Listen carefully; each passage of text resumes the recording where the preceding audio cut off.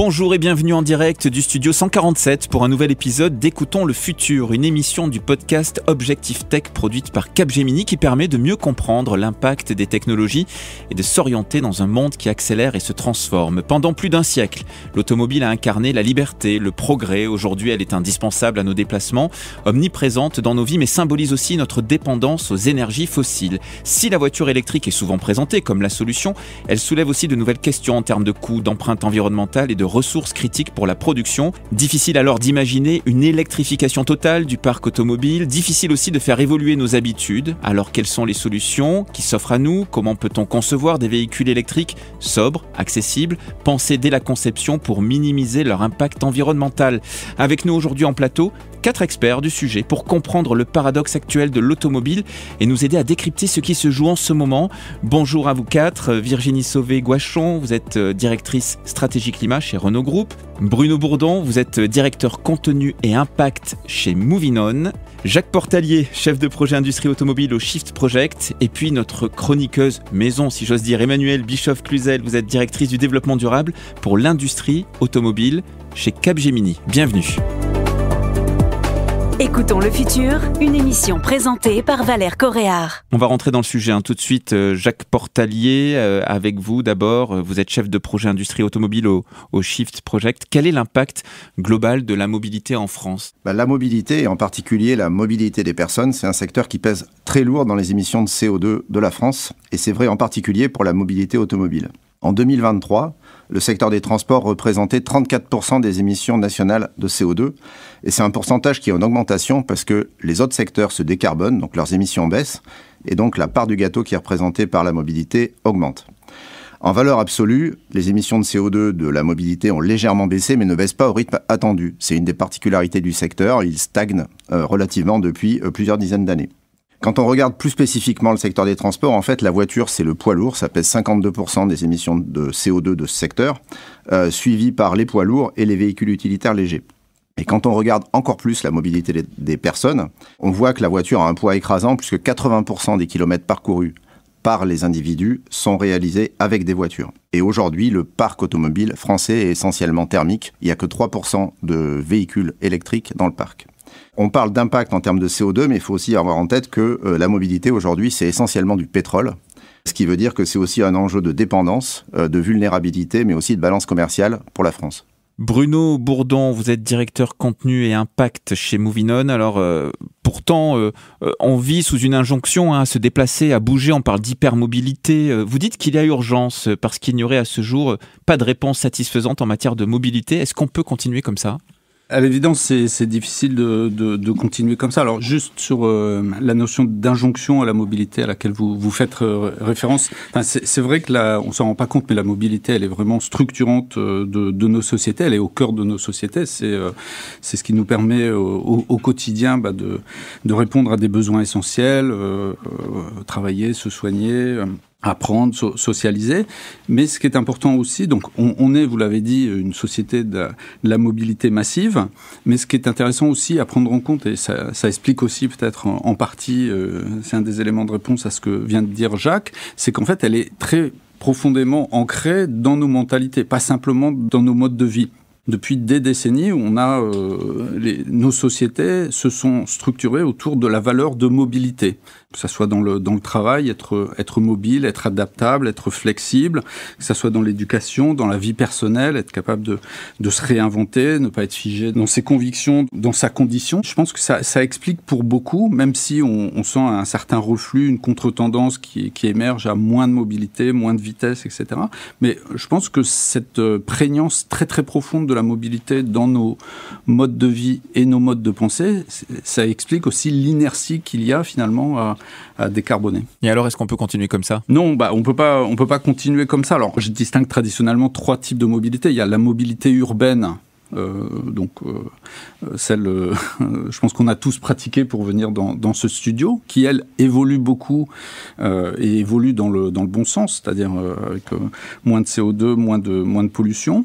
Il y a la mobilité longue distance qui est essentiellement accaparée par l'avion. Et puis, il y a une mobilité dont on parle moins, qui pour moi est un peu le cœur du problème. C'est ce qu'on pourrait appeler la mobilité périphérique, la mobilité longue du quotidien. C'est tous ces gens qui habitent relativement loin de leur lieu de travail, qui passent 1 heure par jour à faire 20-30 kilomètres, et pour qui cette mobilité devient extrêmement coûteuse, devient extrêmement pénible, génère beaucoup d'externalités pour eux, en même temps qu'elle génère aussi beaucoup d'externalités pour la société et la planète, parce que c'est là où il n'y a pas d'alternative à la voiture, et c'est là où finalement il y a le plus d'émissions proportionnellement au volume de mobilité. Justement, Virginie Sauvé-Gouachon, vous êtes directrice stratégie climat chez Renault Group. Vous pensez que la voiture électrique, c'est la solution ? En termes d'impact sur le réchauffement climatique, il n'y a pas de doute à avoir sur la voiture électrique. On a l'habitude, pour pouvoir mesurer ces impacts, de faire ce qu'on appelle des analyses cycle de vie complètes sur la voiture. Et quand on fait cet exercice, on prend en compte non seulement la partie usage de la voiture, donc les kilomètres que chacun d'entre nous on va faire, mais on prend aussi en compte la phase de production de la voiture pour vraiment avoir une vision complète et un bilan qui permet de comparer une voiture par rapport à une autre. Dans les véhicules thermiques, pour vous donner un ordre de grandeur, une voiture moyenne, ça émet sur l'ensemble de son cycle de vie, quand elle fait 200 000 km, à peu près 45 tonnes d'équivalent de CO2, ou 50 pour les plus grosses. Et en fait, quand on bascule sur le véhicule électrique, ce chiffre, il est au moins divisé par 2 quand on regarde avec une vision Europe. Et si on zoome sur la France particulièrement, on arrive même à diviser par 3. Ce chiffre-là. Ça, c'est le mix électrique qui est favorable, j'imagine ? Alors, il y a 2 choses. Il y a d'abord le fait que les émissions à l'échappement des véhicules thermiques, eux, ils passent à 0 sur un véhicule électrique. Donc, le bilan où auparavant, 80% de l'empreinte carbone de la voiture, c'était l'usage. Dans un véhicule électrique, c'est la moitié seulement. Donc, il y a aussi l'équilibre entre la production et l'usage qui change avec la voiture électrique. Et ensuite, on a l'avantage en France d'avoir une partie d'électricité nucléaire. Et c'est grâce à ça qu'en France, on est encore mieux positionné que la moyenne européenne. Ça, c'est le premier argument pour la voiture électrique. Et il faut savoir qu'il y en a un second qui est moins connu, qui est une histoire d'efficacité énergétique. Alors, je voudrais pas rentrer dans des mathématiques, c'est pas l'objet du propos, mais il faut quand même avoir 2 chiffres à l'esprit. Quand vous êtes sur un véhicule thermique, vous avez le rendement, c'est-à-dire l'efficacité en fait de l'énergie que vous utilisez, elle est de l'ordre de 50%. Quand vous utilisez un véhicule électrique, elle est de l'ordre de 80%. Ça veut dire qu'en fait, quand vous remplacez un véhicule thermique par un véhicule électrique, c'est pas 1 pour 1. L'électrique amène en plus une baisse du besoin en énergie. Et ça, pour la transition énergétique, c'est top. À l'échelle européenne, où on en est sur la voiture électrique ? Quand on est un constructeur automobile, on met sur le marché ses véhicules neufs. Quand auparavant, on a aussi parlé du parc automobile. C'est important d'avoir cette différence à l'esprit. En Europe, l'ambition, elle est donnée par celle du Green Deal, dont l'objectif en 2050, c'est la neutralité carbone. Les voitures aujourd'hui dans le parc automobile, on pourra peut-être revenir dessus, mais elles ont entre 12, 15 ans, voire jusqu'à 20 ans. Donc l'Europe, elle a fait en calcul 2050 neutre, ça veut dire qu'à partir de 2035, je ne voudrais avoir dans mon parc que des véhicules électriques qui arrivent sur le marché. Donc, une fois que ce principe est compris, ils ont traduit ça avec une réglementation qui s'appelle la réglementation CAFE, qui demande aux constructeurs automobiles de baisser la moyenne des émissions. Alors, à l'échappement uniquement, celle de l'usage dont on parlait tout à l'heure, il fallait atteindre moins 15% par rapport à 2021 en 2025. Pour faire ça, l'Europe avait imaginé qu'il y aurait presque 25% de véhicules électriques sur le marché en 2025. Quand on regarde les chiffres aujourd'hui, malheureusement, à notre grand regret, on n'est qu'à 15%. Donc, il y a une vraie question sur le rythme auquel la société est capable en fait de passer du thermique à l'électrique. Justement, Jacques Portalier, chef de projet industrie automobile au Shift Project, on imaginait un marché, c'est vrai, qui se développerait très vite sur l'électrique. C'est pas le cas. Pourquoi est-ce que, selon vous, le grand public reste prudent ou en tout cas un peu en retrait par rapport à ce qui avait été imaginé ? Alors déjà, je reviens sur ce que disait Virginie. Effectivement, aujourd'hui, les constructeurs automobiles et globalement tous les acteurs sont d'accord pour dire que la meilleure solution pour décarboner la mobilité automobile, c'est le véhicule électrique. Loin devant les autres options qui pourtant reviennent régulièrement dans les débats. Certes, ça va peut-être moins vite que ce que l'on aurait pu souhaiter ou ce que l'on imaginait, mais on est quand même sur un marché aujourd'hui qui est pas très loin de 20% de voitures électriques en France, là où on était à quelques pourcents il y a 5 ou 6 ans. Et c'est un marché qui reste assez dynamique. Il y a pas mal de mouvements du côté du marché des entreprises, parce qu'on pense souvent aux particuliers, mais il y a quand même à peu près la moitié du marché des véhicules neufs qui est représenté par des achats professionnels. Et ce marché-là est en train de basculer massivement, parce qu'il y a un choix aussi très rationnel, parce que ce qu'on appelle le TCO, le coût total de possession, devient très favorable pour les véhicules électriques par rapport aux autres options. Après, du point de vue du marché des particuliers, c'est un petit peu plus compliqué. Il y a différentes raisons pour ça. Il y en a une, c'est que les véhicules électriques aujourd'hui ont plutôt tendance à être positionnés sur du haut de gamme, donc ils sont assez difficilement abordables. Les particuliers sont aussi, je dirais, impactés par tous les débats, les polémiques qui sont souvent pas très justifiées sur le fond, sur l'impact environnemental du véhicule électrique. Et il y a des questions aussi de stabilité, de politique publique, de quelque part gestion de risque, en se disant oui, les politiques font des stop and go, est-ce que j'y vais, est-ce que j'y vais pas ? Mais bon, globalement, on voit une dynamique positive en France, mais aussi en Europe. Et il faut avoir en tête qu'au-delà aussi des impacts CO2, un véhicule électrique, ça apporte des bénéfices en termes de qualité de l'air, en termes de pollution sonore. Pour les particuliers, c'est aussi sur 3 à 5 ans un gain économique. Après, la difficulté, c'est que le ticket d'entrée, quelque part, est plus important. Donc, il y a un sujet d'accès au capital, d'accès au véhicule. Par contre, après, à l'usage, c'est très compétitif. Et on entend aussi souvent parler de la question des bornes de recharge, de l'accès à la recharge, mais les bornes de recharge à la fois publiques et les points de recharge privés se sont énormément développés et on peut considérer aujourd'hui que c'est pas un frein rationnel. Et quand on regarde les enquêtes auprès des possesseurs de véhicules électriques, il y a un plébiscite sur le fait d'avoir basculé sur le VE et les gens n'ont pas envie de revenir en arrière. Donc il y a une question aussi, c'est changer, c'est jamais simple pour personne.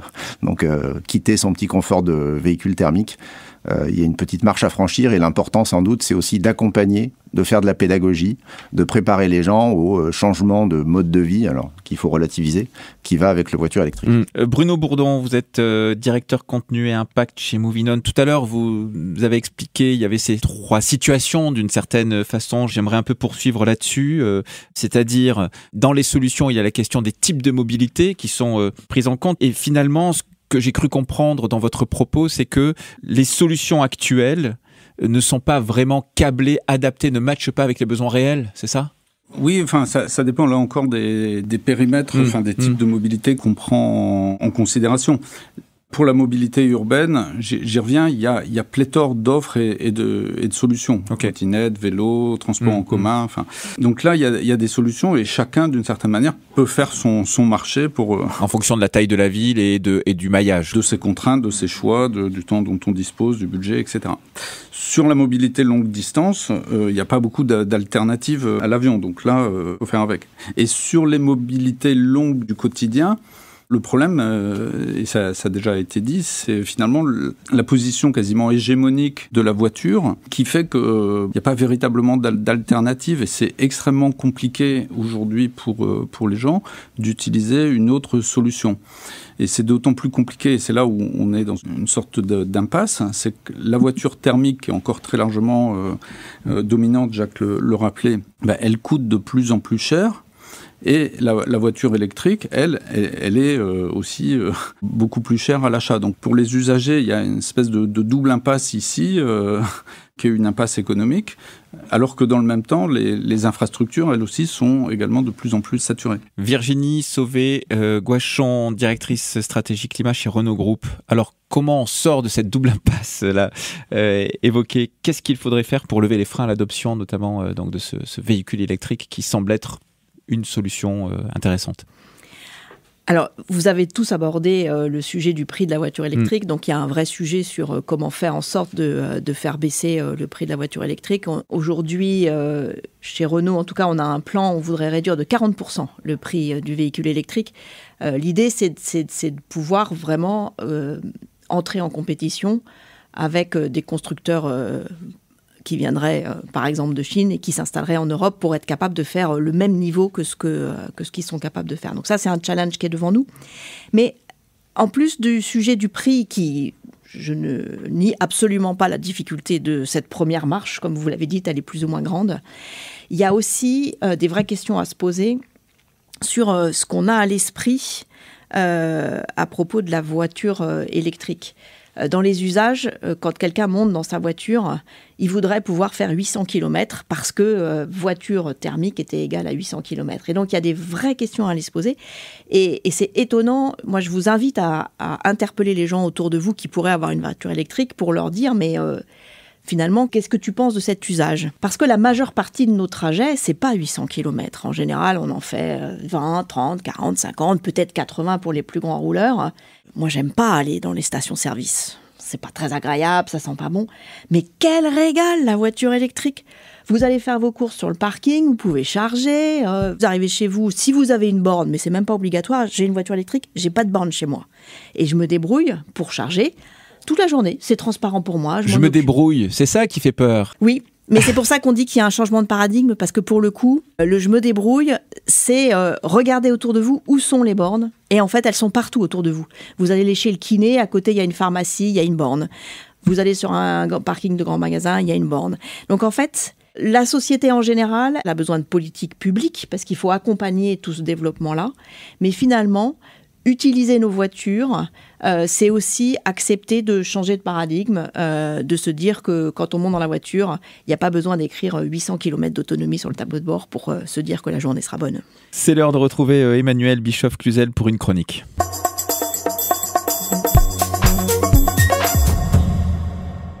Bonjour Emmanuelle. Bonjour Valère. Vous êtes directrice du développement durable pour l'industrie automobile chez Capgemini. Je parlais d'une chronique, j'aurais peut-être dû dire un plaidoyer pour la légèreté. Vous travaillez sur un concept de petite voiture électrique abordable. Vous nous expliquez ?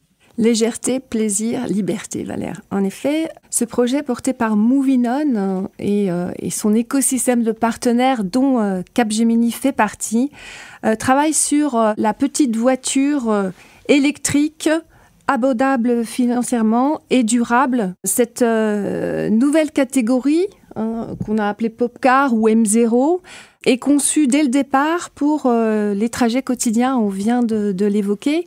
On est parti du constat, malheureusement, qu'aujourd'hui, les voitures électriques sont de plus en plus lourdes et on arrive à des aberrations du type aller chercher une baguette de pain avec une voiture qui pèse plus de 2 tonnes.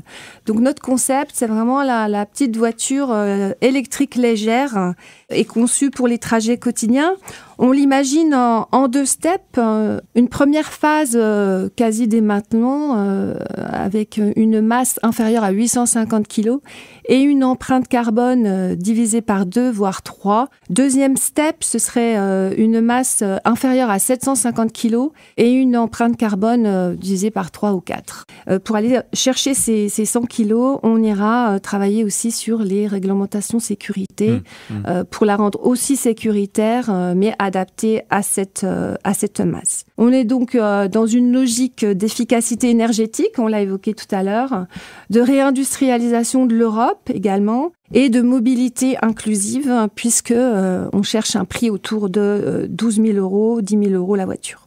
C'est une réponse concrète aux enjeux climatiques, sociaux et industriels en Europe. Est-ce que vous pourriez nous rebriefer sur les différences, alors avantages et désavantages d'une voiture électrique abordable par rapport aux véhicules thermiques ? Alors en tout cas pour notre catégorie M0 et Popcar, les premiers atouts sont vraiment des enjeux environnementaux. On est sur une consommation d'énergie divisée par 3 par rapport à une voiture thermique actuelle.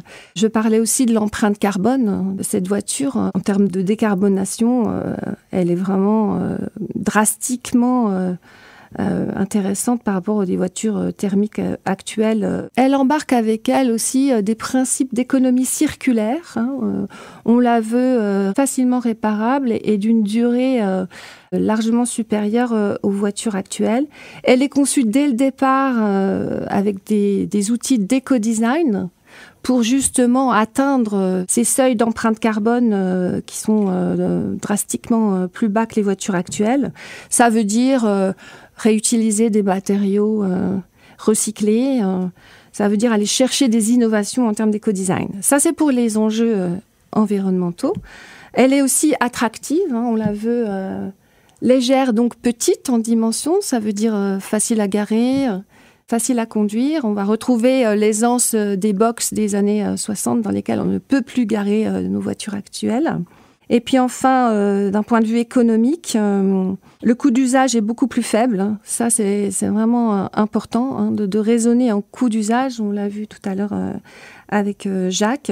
La maintenance est simplifiée et elle est moins chère à assurer du fait qu'on travaille sur des principes d'économie circulaire. Ce qu'on vise à terme, c'est une voiture à 100 € par mois, y compris assurance. Qui va rivaliser même avec les véhicules d'occasion, du coup, en tout cas des véhicules qui sont considérés comme les plus à bas coût aujourd'hui Absolument, parce qu'aujourd'hui, en fait, faute d'offres, les consommateurs se dirigent plutôt sur les voitures d'occasion. Le marché de l'occasion explose, donc les voitures sont également chères. Donc c'est la voiture idéale qui vient combler ce trou d'offres, puisqu'elle est abordable et en plus propre.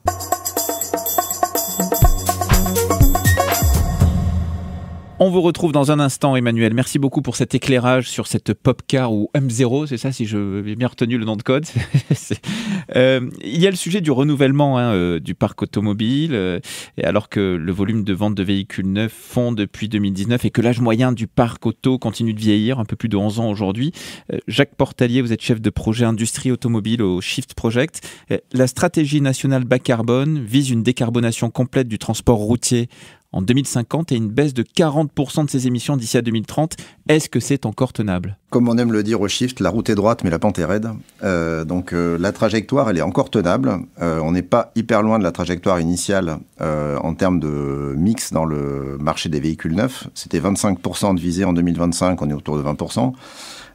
Et il faudrait monter à 60% en 2030, ce qui est quand même une croissance significative. Pour que ces objectifs ambitieux restent tenables, il y a plusieurs conditions à réunir. On a parlé des questions d'accompagnement pour les utilisateurs, comment on les amène à changer d'habitude, sachant que pour revenir sur le sujet de tout à l'heure, je pense que l'idée, c'est pas de les larguer dans la pampa avec une machette pour apprendre à survivre avec le véhicule électrique. Ça relève plus de l'adaptation et de prendre en main un nouveau produit. Mais pour revenir plus au sujet politique, il y a une première question, c'est de garder le cap. Garder le cap, c'est notamment maintenir l'objectif à 2035 de fin de vente des véhicules à moteur thermique. C'est une condition indispensable pour les objectifs 2050 si on veut que le parc se renouvelle. Maintenant, comme vous l'avez mentionné, pour que le parc se renouvelle, il faut qu'il y ait de nouveaux véhicules qui rentrent dans le parc et des véhicules électriques. Et ça nous amène à des offres de véhicules légers, sobres en matériaux, qui puissent être produits en Europe, comme c'était évoqué juste avant par Emmanuel. Il y a le projet Popcar de Moving On qui a été évoqué. Ce sujet-là, il monte dans l'actualité auprès de différents acteurs. Il y a Ursula von der Leyen qui a évoqué ce type de questions dans un discours assez récemment. Et derrière ce sujet, il se cache notamment le fait que depuis une trentaine d'années, l'automobile est victime d'obésité chronique. On a vu les véhicules prendre de l'embonpoint, grossir en volume, s'enrichir en termes d'équipements de tout type, de sécurité, pas de sécurité, de confort, siège massant, chauffant, climatisé, etc., etc. Et cette dynamique-là, elle n'est pas soutenable. Donc c'est pour ça qu'aller vers une nouvelle catégorie de véhicules, un nouveau type d'offre, c'est une condition nécessaire et c'est urgent d'agir. Urgent d'agir parce que si on prend un rétro-planning par rapport à 2035, si on veut avoir un volume de véhicules significatif disponible sur le marché en 2035, vu les délais de conception et d'industrialisation, il ne faut pas tarder à appuyer sur le bouton, comme on dit. Et donc, il ne faut pas tarder non plus à ce que la Commission européenne, l'Europe, s'empare de ce sujet-là et crée une catégorie qui permette à ces véhicules M0 d'exister. Et donc, dans l'intervalle, il faut garder le cap. Il ne faut pas godiller, comme on dit quand on fait de la voile.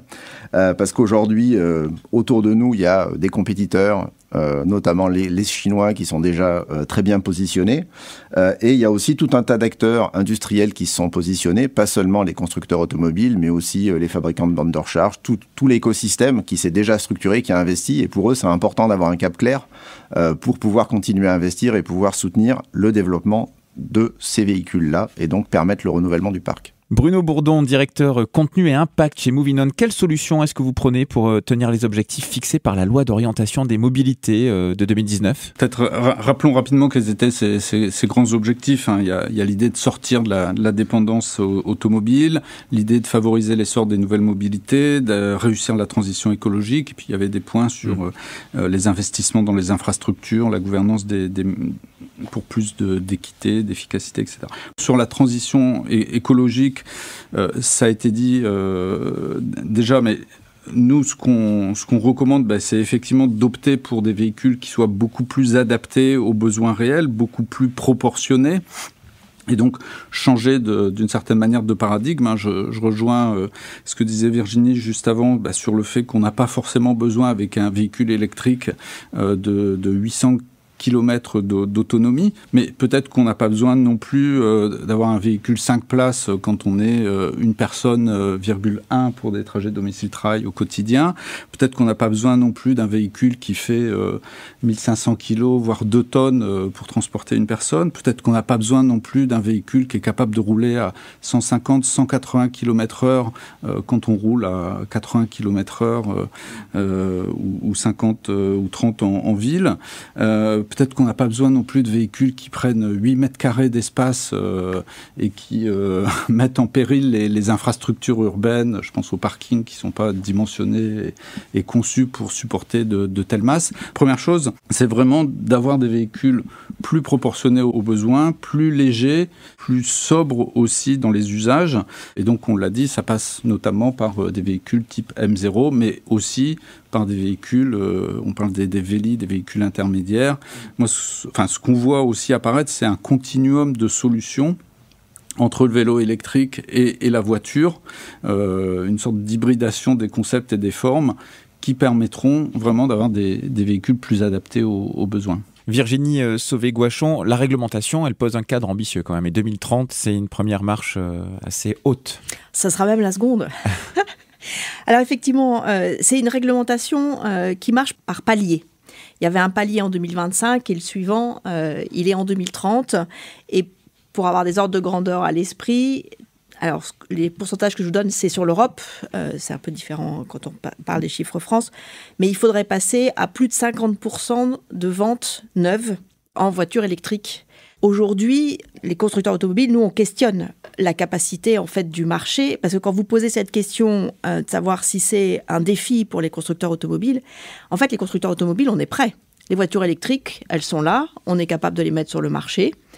Il y a aussi d'autres solutions technologiques qui accompagnent quand on ne peut pas choisir une voiture électrique, comme par exemple les voitures hybrides qui sont quand même dans cette phase de transition intermédiaire, un élément aussi de la solution. La question, c'est comment ce poids de la réglementation en général peut être interrogé et aménagé avec l'Europe.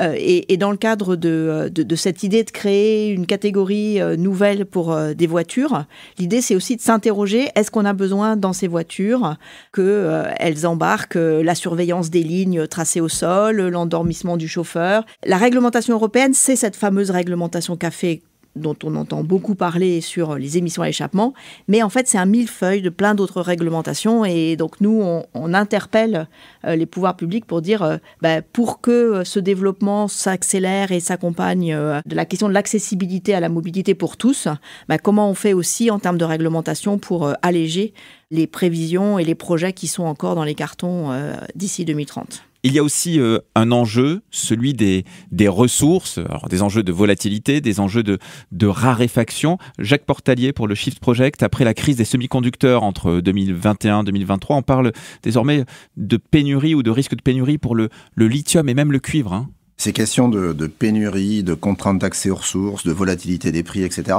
et de risque d'effet d'éviction pour certains acteurs, comme on a pu le connaître avec la crise des semi-conducteurs, c'est un sujet qui va devenir notre quotidien, en tout cas auquel il faut se préparer dorénavant. Et c'est vrai pour le cuivre, le lithium, mais quelque part c'est aussi vrai pour le pétrole. Vu d'avion, l'Europe, on a assez peu de ressources, ou en tout cas, on a assez peu de mines et d'infrastructures de production de ces ressources, donc on est de toute façon dépendant. Donc la question du véhicule électrique, elle ouvre des nouvelles questions de dépendance, mais quelque part, on substitue une dépendance au pétrole à une dépendance à des ressources type cuivre-lithium, Mais il faut avoir en tête qu'une batterie, c'est pas comme le pétrole, ça se consomme pas. Donc derrière, on peut la recycler.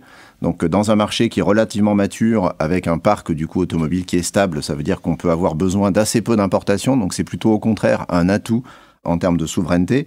Et aller vers des véhicules légers, c'est se donner encore plus de marge de manœuvre et encore plus de capacité d'adaptation. Donc le véhicule léger, on le sent bien, est une direction qui a l'air de faire, sinon l'unanimité, mais une bonne majorité là-dessus. Virginie Sauvé-Gouachon, vous nous le disiez tout à l'heure, vous représentez le groupe Renault. Les batteries, c'est un vrai sujet, tout le monde en parle, leur fabrication, leur recyclage, etc. On peut imaginer aller les chercher ailleurs qu'en Chine demain ? Alors dans les batteries, il faut distinguer la partie, ce qu'on appelle l'assemblage de la batterie et la partie chimie de la batterie. Sur la chimie de la batterie, on dépend effectivement d'un certain nombre de ressources qui ne sont pas localisées en Europe pour la majeure partie d'entre elles, et donc sur l'approvisionnement très en amont, il ne faut pas se dire qu'on arrivera à tout mettre en Europe, ça serait faux de dire ça. Par contre, avoir la capacité en Europe de pouvoir assembler les différentes technologies et de pouvoir aussi se dire que les évolutions technologiques vont aussi faire avancer ces questions, c'est un point clé. Et c'est pour ça que nous, on a choisi de garder un sourcing de batteries diversifié dans les technologies, dans les pays. Mais par contre, c'est tout à fait possible de venir, avec des partenaires, créer des usines d'assemblage de batteries en Europe. Il y en a en France, mais il y en a dans d'autres pays d'Europe. Et l'idée, c'est d'essayer de développer ce nouveau tissu industriel en Europe. Aujourd'hui, maîtriser chaque technologie ne suffit plus. Intelligence artificielle, nouvelle connectivité, réalité virtuelle, quantique. Les technologies convergent et ça change tout. Comment adapter son entreprise et former ses équipes ? Comment anticiper l'impact sociétal et environnemental de cette révolution ? Chaque semaine, nos experts et nos invités se réunissent pour parler tech dans un monde qui se transforme. Débats, chroniques, témoignages, le futur s'écoute dès à présent dans Objectif Tech, le podcast de Capgemini. Abonnez-vous. On va de nouveau retrouver Emmanuelle Bischoff-Cluzel, directrice du développement durable pour l'industrie automobile chez Capgemini. Rebonjour Emmanuel. Le contexte réglementaire, on en a pas mal parlé là, notamment qui est très exigeant, qui est contraignant, ambitieux. Est-ce qu'il ne pénalise pas la filière et la transformation finalement de cette filière ? Faisons un petit tour d'horizon aujourd'hui sur le sujet. En mars 2025, déjà, suite à la lettre à l'Europe de Luca De Meo demandant à la Commission européenne d'avoir plus de stabilité, en tout cas dans ces réglementations, il y a eu un assouplissement dans la mesure où les normes CAFE aujourd'hui sont lissées sur 3 ans au lieu d'une année. Ce qu'on constate aussi, c'est que l'interdiction des moteurs thermiques pour 2035 avait une clause de revoyure en 2026. Là aussi, depuis septembre, la Commission européenne propose de la revoir dès maintenant. On discute vraiment fort à Bruxelles en ce moment sur la prise en compte également des carburants alternatifs ou le fait de pousser justement cette nouvelle catégorie dont on a parlé auparavant, M0, grâce à des incitations. On se rend compte donc que l'Europe cherche à concilier ambition climatique et viabilité industrielle. Quels sont les défis pour l'industrie automobile européenne dans la mise en œuvre notamment du passeport numérique des batteries ? Oui, alors ce passeport numérique des batteries entre en vigueur en février 2027. C'est un défi pour toute la filière automobile. Alors les principaux challenges sont les suivants. Le premier, c'est vraiment la collaboration, puisque ce passeport batterie exige des données depuis les fournisseurs de matières premières jusqu'au recyclage des batteries. Donc une collaboration accrue entre industriels qui jusqu'ici n'avaient pas l'habitude de travailler ensemble, entre disciplines différentes, entre métiers complètement différents. Deuxièmement, un challenge aussi autour du management des données, de la confidentialité. Ce passeport collecte à la fois ce qu'on appelle les données statiques, c'est-à-dire des informations sur la batterie, sur sa fabrication, sur les matériaux qui la composent, également sur tout ce qui est éthique, travail des enfants dans les mines, etc. Tout au long du cycle de vie. Également des données dynamiques qui concernent l'état de santé de la batterie, les charges et décharges. Et donc, il y a un véritable sujet de sécurité des données et de fiabilité des données, d'autant que certaines réglementations ne sont pas complètement matures, en particulier sur l'interopérabilité des données et donc la façon dont elles peuvent être échangées entre différents acteurs de la filière. De nombreux challenges aujourd'hui autour du passeport batterie. Et Emmanuel, la traçabilité actuellement au cœur du projet européen peut relancer les ventes ? Alors, la traçabilité qu'offre le passeport numérique, pour moi, c'est vraiment un levier de transparence et de confiance. On l'a évoqué tout à l'heure. Quand on parle des batteries, beaucoup de termes plutôt négatifs en termes environnementaux. Ici, c'est vraiment un atout stratégique pour les consommateurs et pour les constructeurs, dans la mesure où le passeport batterie, c'est un label de confiance. Ça permet vraiment de mettre en évidence l'origine, l'empreinte carbone de cette batterie. Le deuxième atout stratégique, il est vraiment pour toute la filière. L'exploitation de ces données dynamiques que j'évoquais tout à l'heure, que ce soit l'état de santé de la batterie, les états de charge, permettent à terme de nouveaux services, la maintenance prédictive. Elles permettront aussi, ces données, de pouvoir anticiper les batteries qui seront à réparer ou qui peuvent être dirigées dans d'autres secteurs type recyclage pour le stockage d'énergie. Et enfin, pour les autorités également, ce passeport batterie permettra de suivre les politiques environnementales, les enjeux vraiment de politique publique et aussi, on en parlait tout à l'heure, la rareté des matériaux et le fait que l'Europe puisse y répondre. Merci Emmanuelle Bischoff-Cluzel, vous êtes directrice du développement durable pour l'industrie automobile chez Capgemini. Bruno Bourdon, avant de terminer, je le rappelle, vous êtes directeur contenu et impact chez Moving On. Vous évoquez un enjeu sur le nombre de voitures en circulation. Vous pensez qu'une évolution du modèle propriétaire est envisageable ? Aujourd'hui, je crois, dans le monde, il y a à peu près 1,1 milliard de voitures en circulation. Enfin, c'est assez vertigineux d'avoir ce chiffre en tête. Et je crois que les projections tablent autour de quelque chose comme 2 milliards en 2050. Donc, il y a un moment où on atteint des limites physiques. Au niveau des infrastructures, c'est plus possible d'avoir un parc qui s'accroît comme ça. Surtout, et on l'a dit, quand on voit que les véhicules sont excessivement surdimensionnés par rapport aux besoins effectifs. Donc évidemment, le bon sens, ça serait d'avoir plus de covoiturage, d'améliorer le taux de remplissage des voitures. Ça serait aussi de partager les voitures, de mettre à disposition des flottes de véhicules qu'on va utiliser quand on en aura besoin, plutôt que d'être propriétaire d'une voiture qui reste 93% de son temps à l'arrêt. Aussi de voir comment mieux articuler la voiture avec les transports en commun. Je pense en particulier à tous les flux vers les centres-villes qui doivent être massifiés par les transports en commun aux abords de la ville, typiquement avec je gare ma voiture en parking relais et je bascule sur un train ou sur des bus express qui vont circuler rapidement sur des voies dédiées. Virginie Sauvé-Guachon, directrice stratégie climat chez Renault Group. Vous avez tenté l'autopartage, c'est concluant ? Aujourd'hui, on a pris une direction un petit peu différente sur l'autopartage, c'est-à-dire qu'on préfère, avec Mobilize Beyond Automotive, essayer de développer des services pour optimiser en fait l'usage des voitures qui se font au travers des plateformes. Donc les plateformes, je ne les citerai pas, vous en connaissez un certain nombre, mais la question c'est comment faciliter et optimiser le fait que chacune de ces voitures soit partagée, réparée régulièrement, facilement, et pour l'instant on s'est concentré sur cette activité-là parce que c'est le passage obligé pour pouvoir ensuite faire en sorte que l'autopartage soit plus facilement accepté par tout le monde. Après, je reviendrai un instant sur le leasing social qu'on avait évoqué au tout début. Aujourd'hui, il faut quand même avoir à l'esprit que c'est une solution qui est très coûteuse pour les politiques publiques, puisqu'il s'agit de politiques publiques. Par contre, il y a quand même, derrière ces programmes-là, la question de l'inclusion et de l'accès à la mobilité qu'il ne faut pas perdre de vue. Et donc, on continue de chercher dans cette direction. Et la démocratisation, finalement, et la aussi. Oui, la preuve par l'exemple. Exactement, voilà. Donc, il faut continuer et on ne désespère pas du tout d'arriver à trouver des modèles et des solutions qui conviendraient à tous les usagers.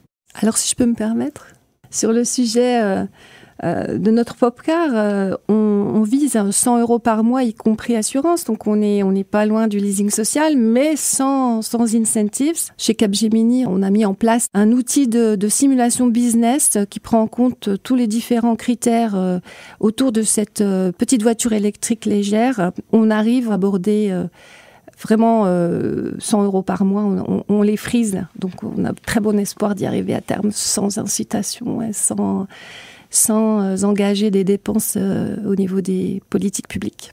Et c'est la bonne période pour le faire. Merci en tout cas pour cette précision. C'est la fin de cette discussion passionnante. Merci Bruno Bourdon, vous êtes directeur contenu et impact chez Movinon. Merci à Jacques Portalier, chef de projet industrie automobile au Shift Project, et Virginie Sauvé-Guachon, directrice stratégie climat chez Renault Group, et bien sûr Emmanuelle Bischoff-Cluzel, directrice du développement durable pour l'industrie automobile chez Capgemini. Si vous appréciez l'émission, pensez à vous abonner, à laisser des étoiles sur vos plateformes de streaming préférées, à partager cet épisode avec votre entourage. Nous n'avons probablement pas répondu à toutes les questions que vous vous posez, vous les internautes, mais on a pu, pendant presque 1 heure, débattre, définir ou encore rêver autour du futur.